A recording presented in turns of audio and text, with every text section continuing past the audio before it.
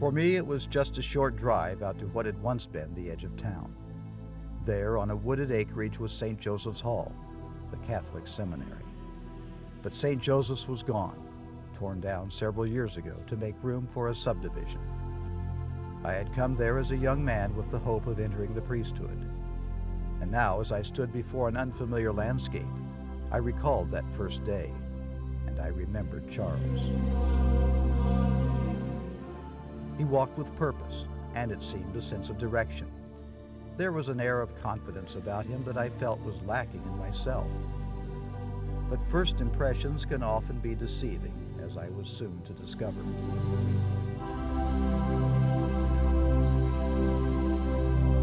I had wanted to lead a simple life, and I found the austerity of the church attractive. The lure of wealth and the fear of it sent me in the opposite direction of my classmates and peers. And like Charles, I felt that here we would find some sense of being. Perhaps most important, to understand the greater power that had finally brought us together.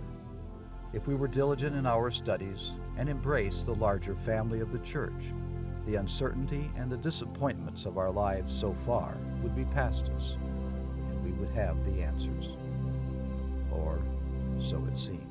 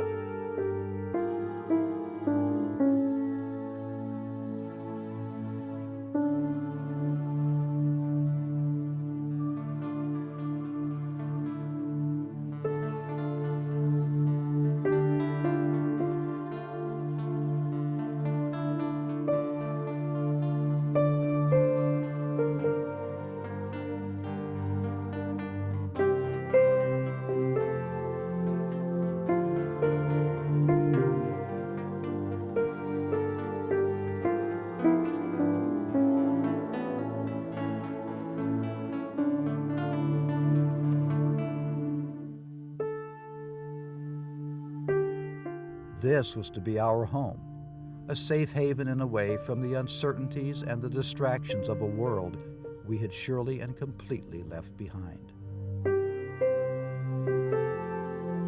For me, there was no turning back. But if someone were to ask me how I really felt at that moment, the answer would have been one simple word: alone.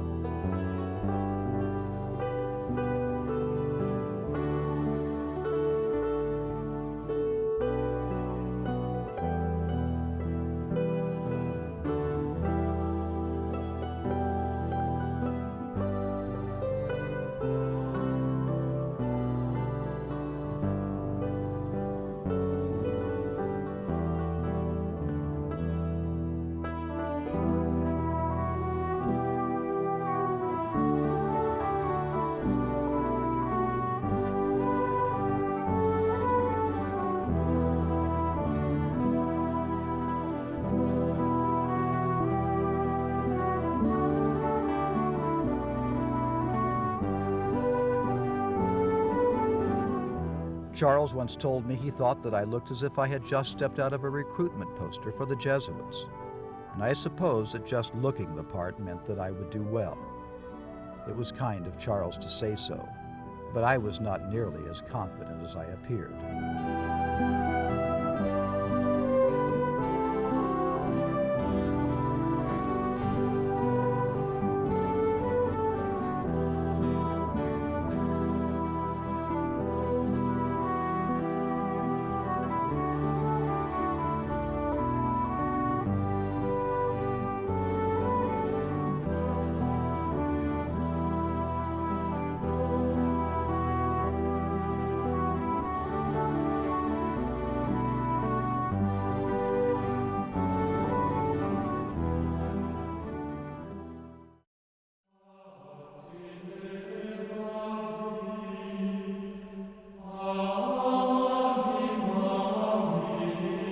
I would find Charles wandering about the grounds.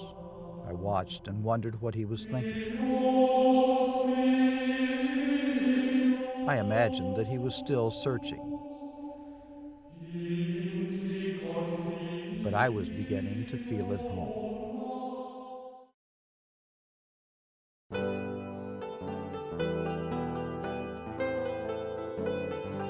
Studying came easy to me, but perhaps not quite so easy for Charles. There were times when our studies would keep us up until well past midnight. And in those hours, I found that I could be too easily distracted from the serious business at hand. I found myself drifting.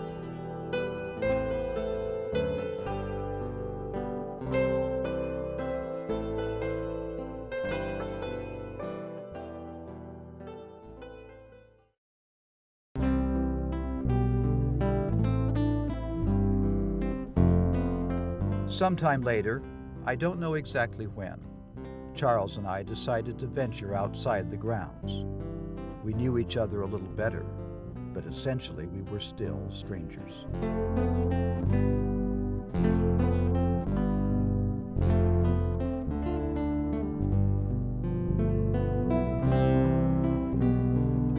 I recall this journey quite clearly. In the orchard, I saw a sight of Charles I hadn't seen before.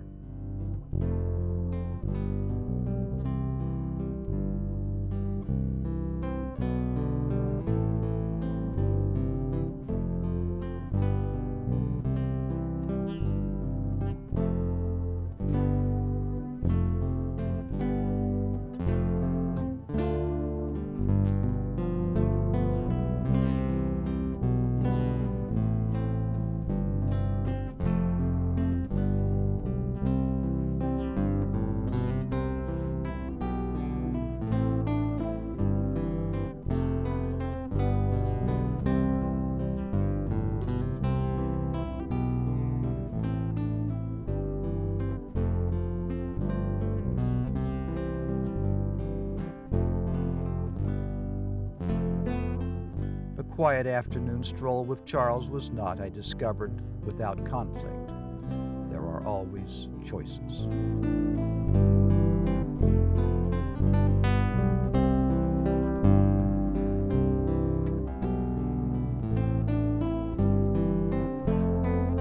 I had always been more comfortable with definite rules to live by. But the idea that I could somehow step away from myself and actually enjoy the moment seemed to fly in the face of my rigid sense of propriety. Charles, it seemed, was perfectly able to live in the moment, and I came to envy, in a way, his almost childlike sense of joy and wonderment.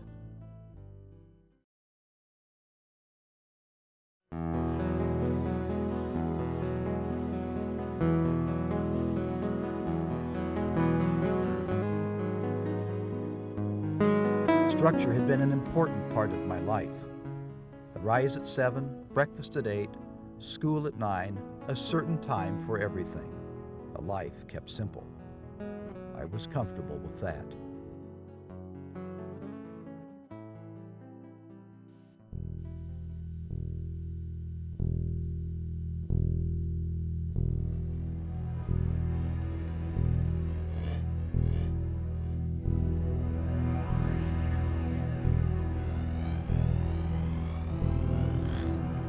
Charles, it seemed, had assumed a new role in our relationship. He had become an agent provocateur. Whether he knew it or not, he was slowly but surely drawing me out of the shell that I had so carefully constructed over the years. I found myself following him, and I began to feel somewhat at ease. I was surprised that I felt excited, and for the first time I anticipated the promise of adventure.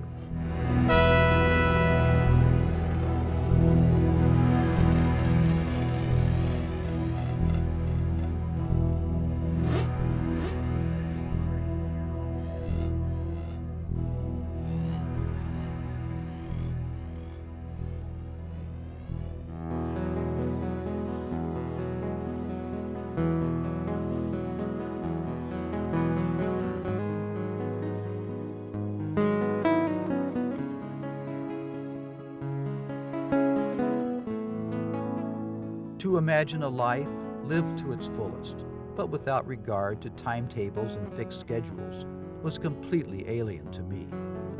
But I was beginning to believe that such a life, without totally reckoning on time and its constraints, might not only be possible, but desirable as well.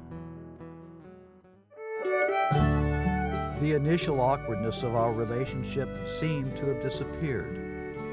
As a child, I had kept mostly to myself. Fearing contact with others, I grew up friendless and bitter.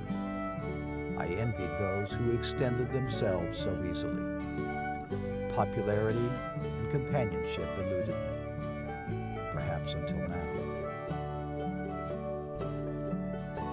In the days that followed, I came to enjoy more than ever the time spent away from our studies at St. Joseph's. Charles appeared to accept me as I was, I who had been so quick to judge him. I felt that we had now become friends. But nothing truly worthwhile remains untested. Our friendship would be tested. I could see the change coming, like waves snapping at our feet, teasing with the promise of eroding the very rock upon which we now stood.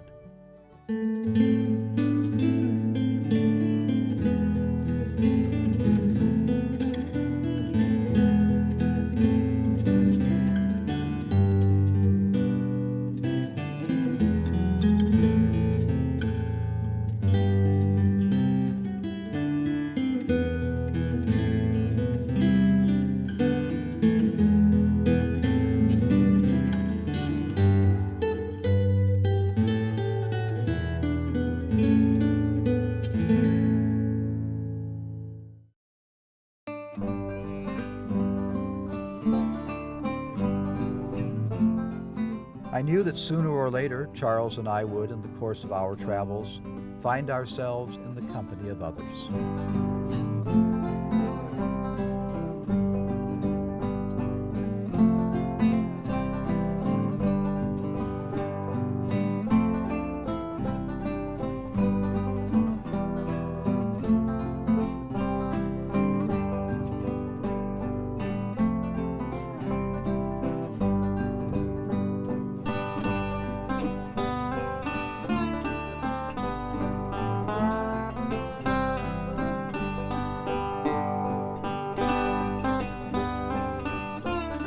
It had been one thing to have observed life from a comfortable distance, but quite another to be warmly welcomed into a group of strangers who knew nothing of us. We had been invited.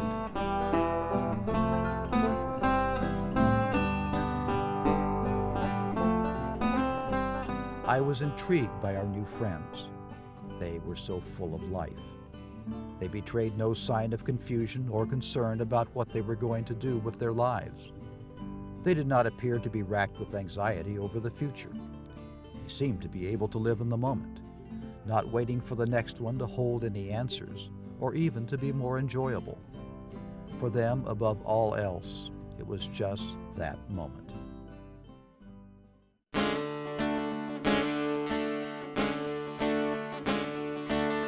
I found it impossible to maintain my sense of perspective, but I wasn't sure that I wanted to. I was tired of my role as a detached observer, and for the first time I saw what it might be like to live outside of myself. It was as if the door to the closed room in which I had sequestered myself had suddenly been thrown open.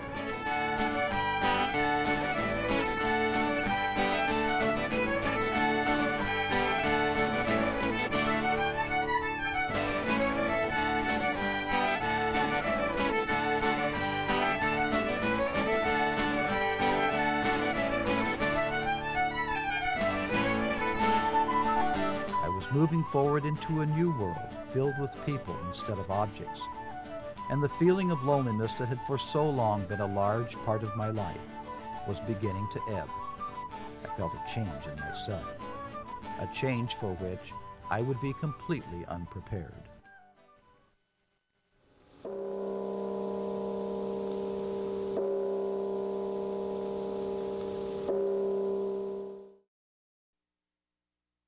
After a time, Charles decided that we should go back and have a picnic of our own. I was reluctant to try and recapture the past. The new friends we had made were gone, and I was sure that we would never see them again. That time had passed into memory. But Charles was most insistent in his good-natured way, and once again I followed him.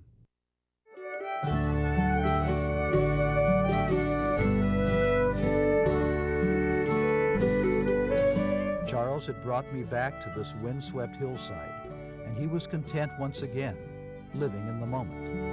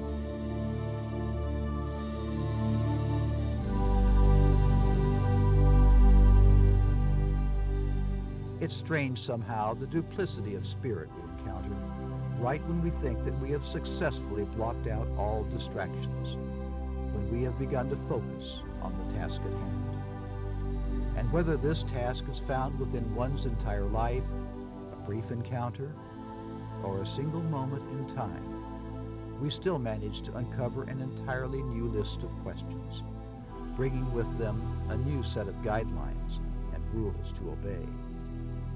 It is at times like these that I find myself believing life to simply be a series of unveilings, despite any attempted interruptions or pauses for self-reflection. And it is at times like these when I think of Charles the most.